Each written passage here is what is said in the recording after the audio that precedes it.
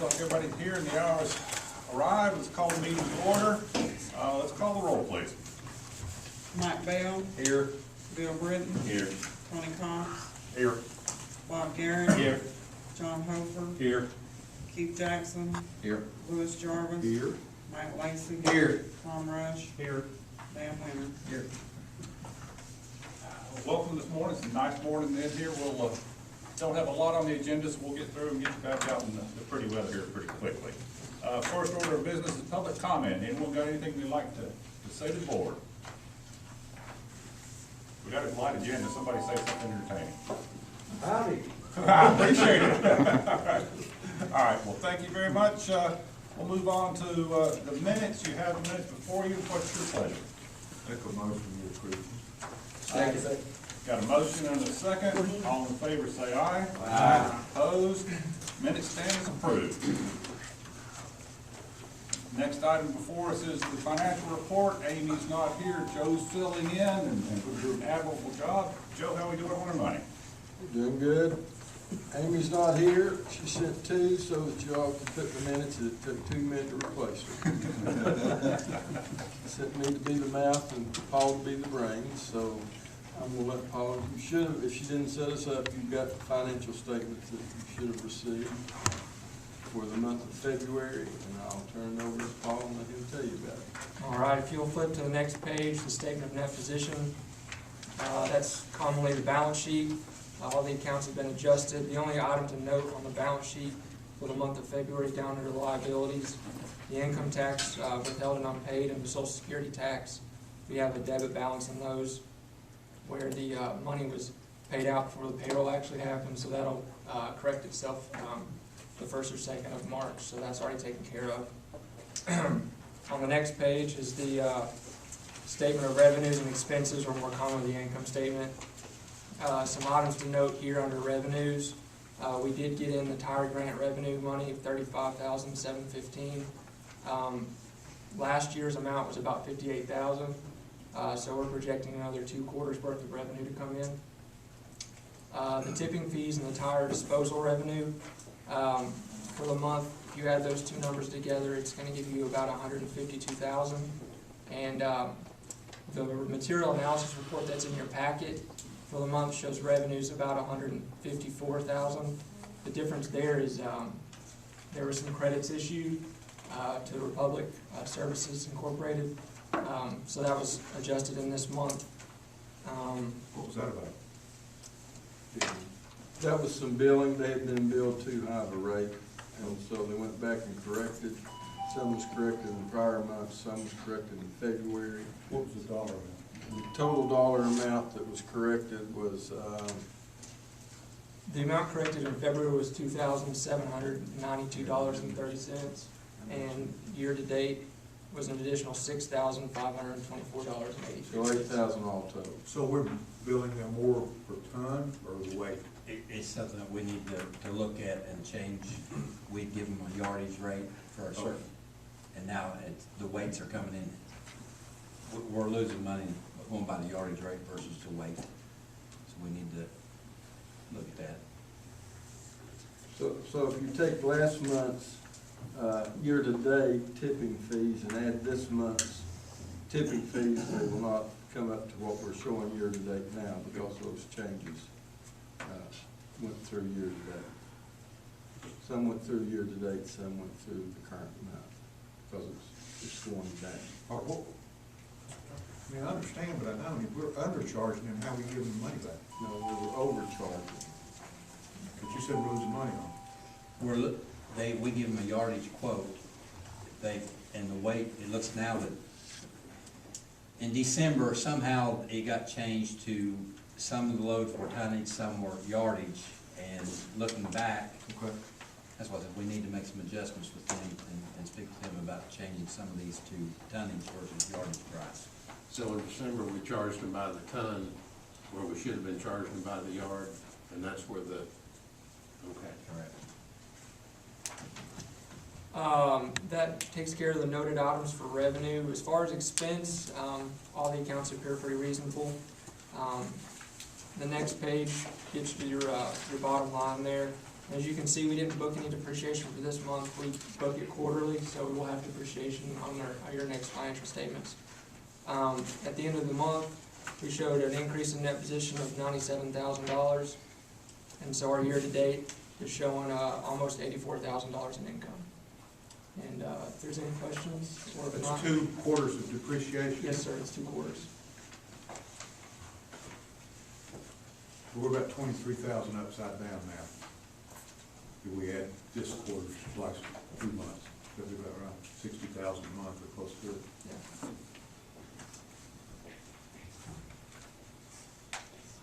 Is there a way to get a year-to-date last year to compare this on here? Or is that asking too much? I don't think so. Would there be a lot involved in that, Joe, or, does that make sense? Yeah, Just to compare It it does, yeah. That crossed my mind. to. So you want a year-to-date of last year's on here too? Well, Just for I think the year-to-date would be fine, you don't need the necessarily the month-to-date if there's room to do it. Okay, that's what I'm asking. You want month-to-date last year, month-to-date this year, year-to-date last year, year-to-date? I believe I just put year-to-date, and that tells us where we are Okay, so just. on a, on an ongoing basis. This month, and then the current year-to-date, and then the Last year. prior year-to-date, and still then do the budget and remain. Yeah, Okay. that'd be fairly easy That to do, that Joe. can be done. Okay, thank you. Yeah, if you try and get more than that, my eyes start to get a little Well, weird. it starts getting a little small, and get my age, you can't see it. One thing too, Joe, is what I was thinking when I was looking at the balance sheet is trying to compare cash, where we are cash today versus cash a year ago. Yeah, we'll make both of them Okay. comparative. Any other questions on the financial report? Guys, we appreciate it. The investment committee's still got some things pending, is that correct? Stand, Tom. I've got several things, if it's okay, I'll just jump in. Investment committee, which is Dan and Amy and I, we met on Wednesday morning in Amy's office. First thing is the status on the transfer of funds from the Morgan Stanley to the First Tennessee brokerage account. We discussed that, and I'll cover these items.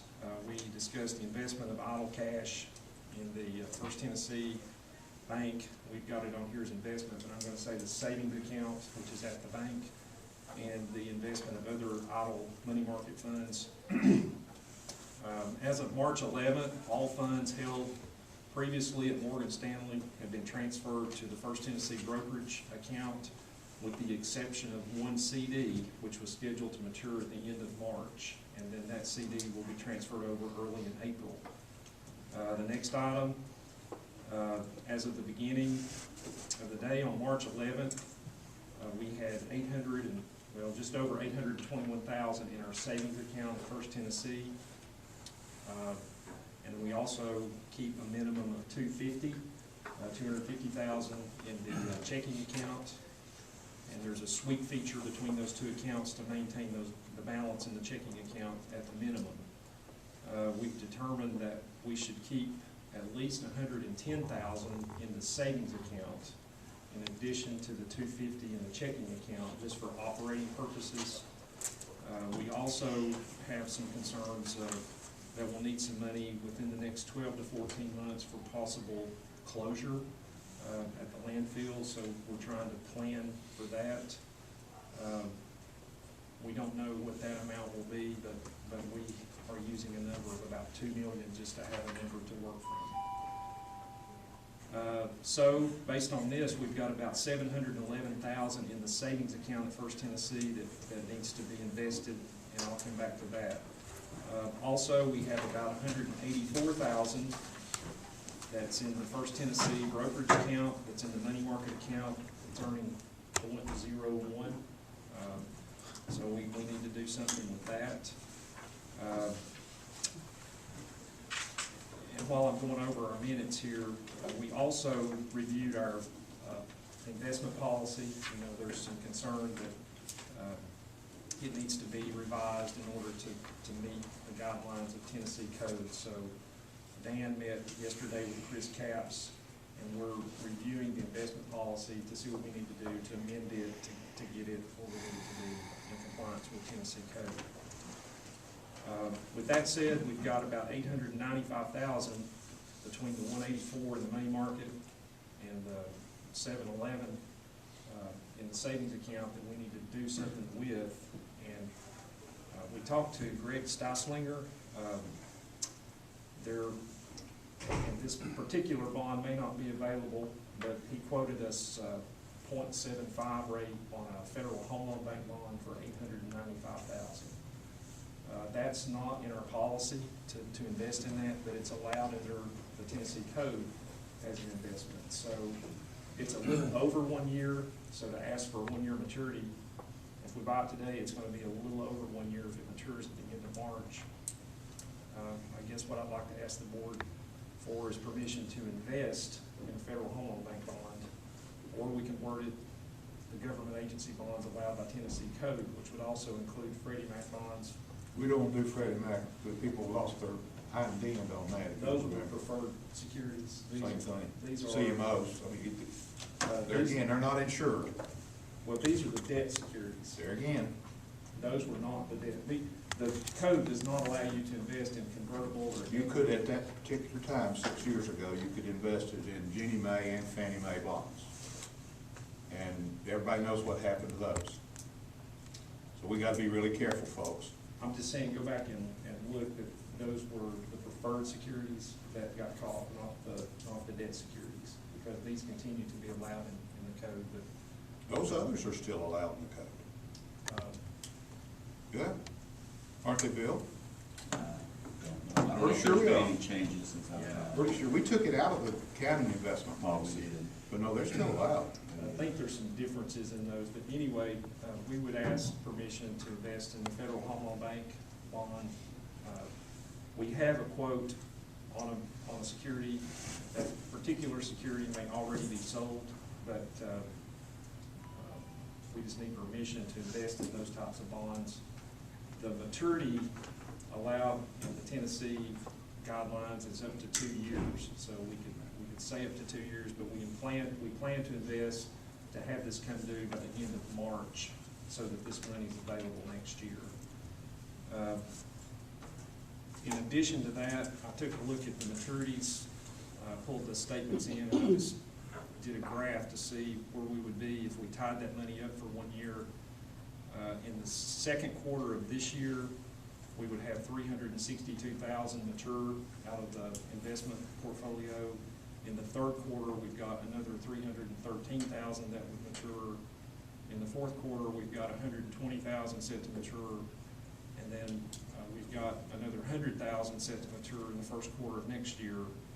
There's also a $30,000 CD that's set to mature in 2022 that has a call date coming up in April. It may or may not be called, but we've got maturity scheduled, same amount, different money, but it's also $895,000 that will come due over the next year.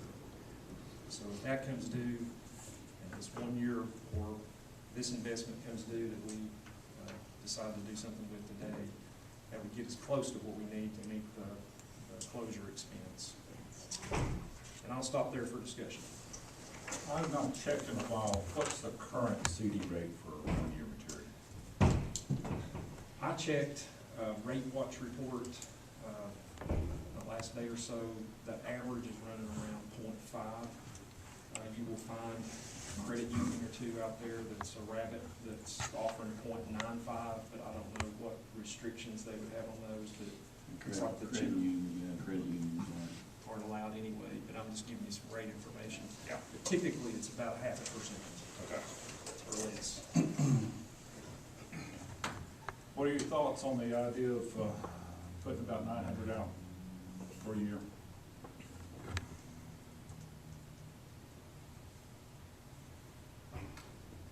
Savings account, we're getting 0.4 on that, so we're picking up 0.35 is what we would be picking up on. What about,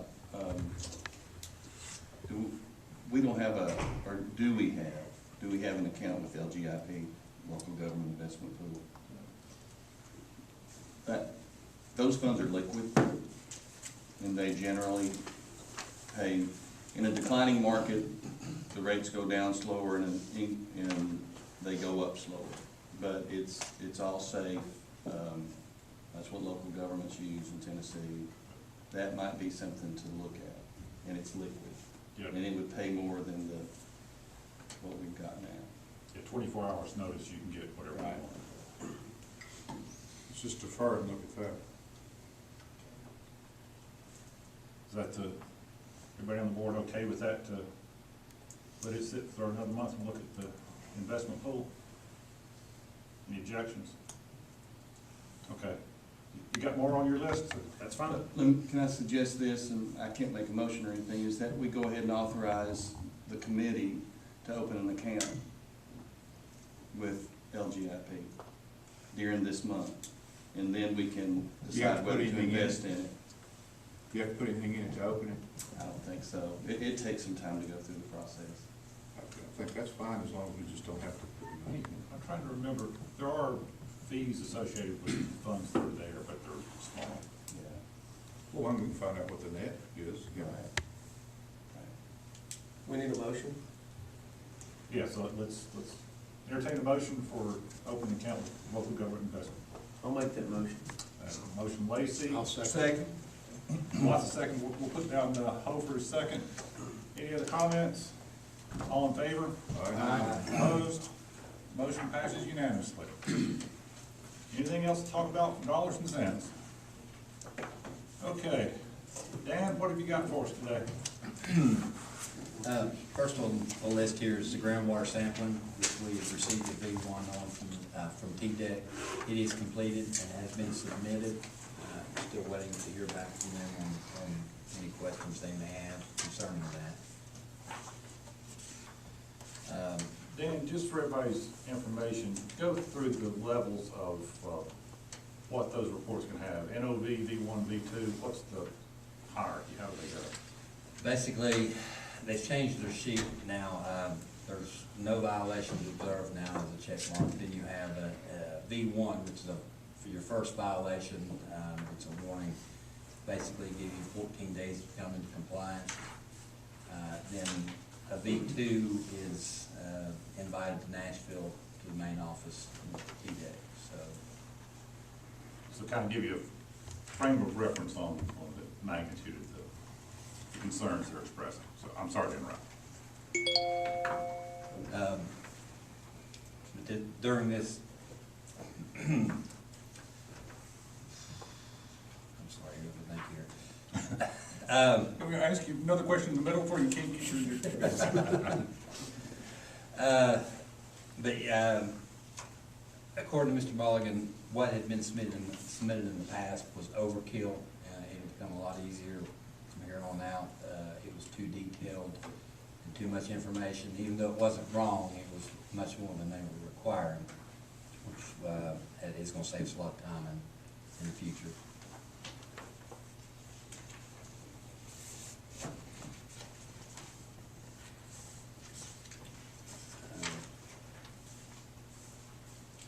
The next thing on my list is as far as finding out our longevity life of the landfill. Our borings are set to start in the next week or two based on the weather, time of year where a little rain and a drought in a day or two, we can get on the slopes and continue on with that. And submit that to TDEC hopefully by the mid-May. You've got Bostic's report in here too. Anything you want to share on? It's pretty much, Years out. it's pretty much the same thing what we've been working on since the last meeting, is trying to come into compliance with this V1. We found a few little minor problems with some wells we're going to have to make some adjustments to. We may have to pull a pump or two and change a few things, but we're moving right along.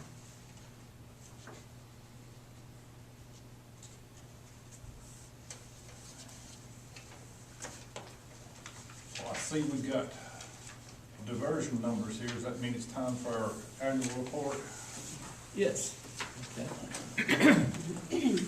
Yeah, in front of you is the waste diversion numbers. Of course, last